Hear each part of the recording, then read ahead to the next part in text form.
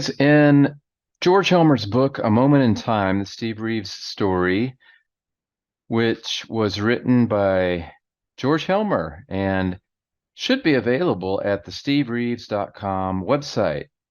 It's an awesome book, some never before told stories and background on Steve's life. And on page 112, George writes about Sandy and Steve Reeves' wedding, and I'm just going to read from this page. At the same time, a very beautiful young teenager of 17, Sandra Smith, was soon starting her senior year of high school. She was dating Larry Carr, a fitness buff who closely followed the bodybuilding scene. Occasionally, Larry would show Sandra pictures of different bodybuilders, including Steve. Boy, talk about foreshadowing. At that time, she wasn't overly impressed with these physical culturists. One day, near the end of summer, Sandra caught a ride at the beach with some friends. They took her to Muscle Beach, a beach she had never been to before. After they picked a spot on the sand, she laid out on a blanket, and soon some other friends of Larry's joined the group. One blanket with 8 people on it was quite jammed, so she moved to the edge of the blanket, facing the water and looking at the ocean, while the others were talking amongst themselves and having a good time. Steve got off the bus and walked down to the boardwalk from Main Street. He spotted the group on the beach and saw a few people he knew. So he walked over to them. Someone said, "Here comes Steve Reeves." Sandra thought to herself, "I've heard the name. Oh yeah, one of those muscle guys. Oh boy." As she kept facing the water, one of the people on the blanket introduced Sandra to Steve. She turned her head around and said hello and turned back towards the water. All of a sudden, Steve shouted, "Hey, let's all go in the water." Everybody jumped up and ran to the water except Sandra and Steve. I just wanted to set the stage with that. But what we're focusing on today is Larry Carr. So backing up a little bit, in the book, A Moment in Time, George writes that Sandra was dating Larry Carr, a fitness buff who closely followed the bodybuilding scene. And occasionally Larry would show Sandra pictures of different bodybuilders, including Steve. Now, why in the heck would you show your girlfriend a picture of someone who looked like Steve? Although it shows that Sandra was not overly impressed. Hi there, as promised, I will let you know about another friend of Steve Reeves. In 1961, I had been in the U.S. at Muscle Beach, and in 1962, having been born in Argentina, I went to Argentina to do my 1-year military service. I could have skipped the service, but since I had already a private pilot license, I knew that I could do my 1-year service as a reserve officer candidate in the Argentinian Air Force, flying the Beechcraft Mentor T-34 and getting some instrument flight time. After doing an easy written test, I was sent to Reconquista Air Force Base, first to boot camp, and after a couple of months of suffering in ground school, I was finally able to start flying. At the end of the year, they asked who wanted to stay and continue as a lieutenant. The regular officers' academy was for 4 years, but since they did not have enough officers, they asked the guys who had just finished as reserve officers who wanted to stay. But the most you could make was captain or mayor. Only commissioned officers could reach the top of the carrier. Anyway, I was not interested to continue and went back to Rio. Getting there, I opened a small gym, Pan American Health Studios, at Copacabana Avenue in 1963, and on weekends used to go to an aero club to fly some more. So I was there in my gym in Brazil, and one day an American walked in. He introduced himself as Larry Carr. He was from Santa Monica, California, and had been doing a movie in Rio for some film company. The company didn't finish the movie, went broke, and left everybody stranded in Rio without a cent. Larry lived with a Brazilian gal who was feeding him and sharing her home with the handsome gringo. He used to get once in a while some work on and off as an actor in some Brazilian movies or work as a model. In California, he had done the same type of jobs, but nothing to make him a real big movie star. Plus, lifeguard in a swimming pool, bouncer in some nightclub, and a lot of other odd jobs just for survival. Larry could not pay for my gym, but I liked him. He was a real nice guy, and I took him under my protection, letting him work out free, plus letting him take care of my gym when I needed to do some flying on weekdays. For this help, he also earned some money from me. My dad used to come to my gym often and meet Larry, and he also liked him. Plus, he was also very popular with all my customers, students, and we gave him the nickname of Mr. Movie Star. And when he was in the gym, there was always laughter and good humor while lifting weights. One day, I told Larry that I had been in Santa Monica in 1961 and had met many famous bodybuilders, but unfortunately had never met Steve Reeves. Larry then replied that he had known Steve and others from the Muscle Gang at the beach. Wow, I said, you knew Steve? Yeah, he said, I knew him very well, but he seldom comes to California. He still is in the movies in Rome and off season lives in Switzerland. Well, that's all for today. I will continue another day. Hi, Scott. Continuing the story of Larry. So I discovered in my gym that Larry had been a friend of Steve Reeves. How did Larry meet Steve? Steve, after he left Joy's place, I think it was after, he rented some other place and had a roommate whose name was Les something. I forgot his last name.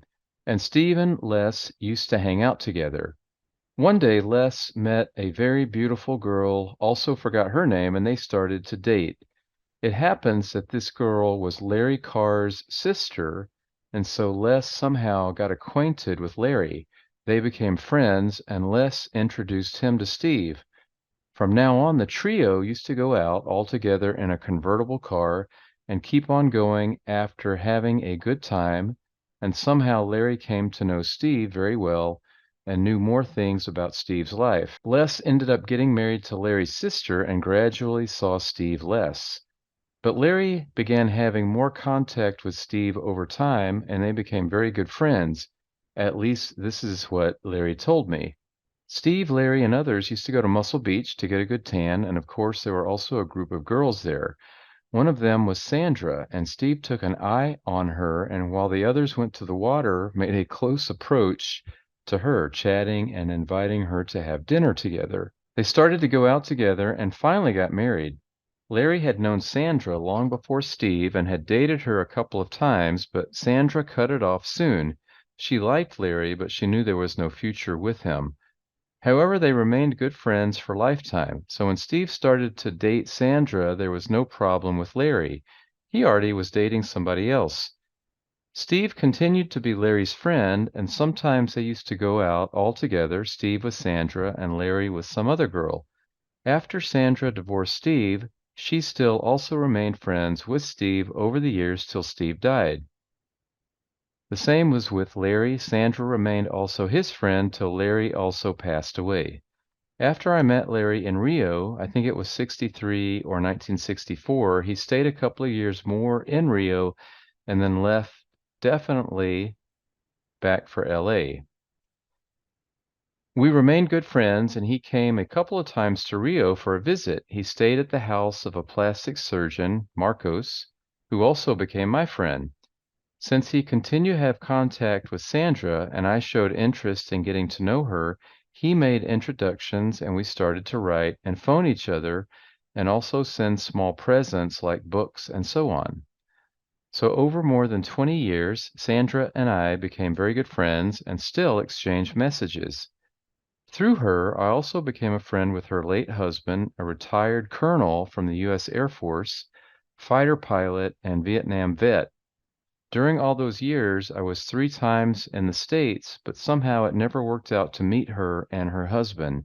They had invited me many times to come to San Antonio and stay with them. That would be San Antonio, Texas. Larry died about 4 years ago, and I always remember the good times we had together. My parents also liked him, and we all just used to call him Mr. Movie Star, the nickname I had given to him. End. So then I write back to Rudy and I say his friend was Les Ray. This was around the time that Steve, George Eiferman, and Pudgy Stockton traveled to Hawaii to do appearances and put on shows. I'm still reading through your email. Just wanted to mention Les's last name. Fascinating. And then I say the convertible that you talked about was a 1946 green Buick Roadmaster. To which Rudy responds, "Hi, you know so much about Steve as if you had known him personally. I feel that I have very little to contribute to your knowledge, but I wonder that you never heard about Larry since he was one of the gang. Me, I just picked up here and there small pieces about Steve. I feel frustrated because I never met him. Sandra told me that he was not that difficult to approach and that I should have tried to see him. Steve would for sure give me some of his time. Sandra also told me he had a great sense of humor. Well, we've heard that many, many times about Steve. They also stayed in contact, Steve and Sandra, until he left this world. To which I respond, "Good morning. I remember George Helmer writing a blog post about this time when Steve went to Hawaii in Steve's life. I had bookmarked the blog post and went back to it, and there was Les's last name, Ray. The blog post by George Helmer on the stevereeves.com site also had the type of car Steve was driving, a 46 Buick." So there you go. That wraps up Larry Carr, how when Sandra was a teenager, she and Larry were friends and dated, apparently. Larry hung out at Muscle Beach, and then Larry traveled to Brazil to act in movies, and that's when Rudy met Larry. So this is what is so wonderful about the internet, how we can pull these people together due to admiration for Steve Reeves and really piece together Steve's life more in full. Well, Rudy, thank you very much for your contribution. I know I speak for a lot of people when we say thank you so much. You never had to come out of the woodwork to do this, but I know we all appreciate it. And your birthday's coming up, Rudy. So happy birthday, March 6th. Rudy is in his early 80s. And how do I know it's his birthday? Because it's my wife's birthday as well. So, Rudy, I hope you have a wonderful birthday. I'll be thinking about you over here in Texas while you're in Brazil having a beer. And I will also have a beer and toast to you and, of course, to my wife. And I'll talk to you guys